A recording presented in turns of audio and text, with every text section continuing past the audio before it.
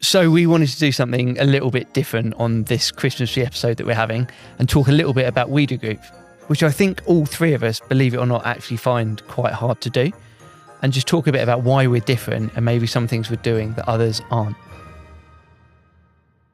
So what do you guys think, Al? I would say, we always spoke about this before we launched We Do Group. I think one of the biggest things was we need to be there for people. And I think forget about the KPIs, forget about the numbers, just focus on the people and the relationships. And if it means you've got to have 3 really good phone calls or 3 really good meetings in a day, do that rather than 10, 15, 20 average transactional phone calls or meetings. Like, take time to be there for people. Yeah, I think if you're doing it as a volume, it's obvious as well that both parties aren't really engaged or interested. So no one's really enjoying it, right? There's no benefit. What do you think, buddy?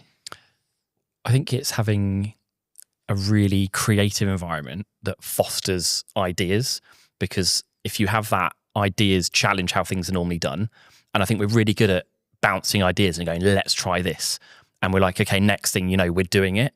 And some of those ideas work brilliantly and others don't, but we're learning from the failures. And I think we're not afraid to fail, and we're not afraid to kind of challenge processes and the way that we represent people, and, you know, some innovative ideas in terms of how can we represent a candidate better than any other recruitment business ever? How can we make a recruitment process more slicker than any other recruitment business? And sometimes we don't, and sometimes we do. But if we keep challenging and pushing, but everyone we hire in, they have that platform to contribute to that, we'll keep growing and we'll keep pushing. And I think that sums it up for me.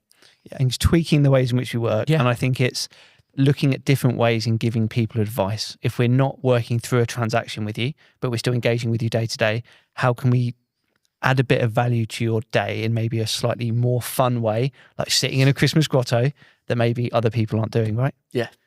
Thanks, guys, for this year. It's been good fun. Yeah, totally. Love it. Thank you, George. On to next year. Hey, here's to another good one. Sounds good to me. And thank you, as always, to you guys for watching at home. We'll see you again very soon.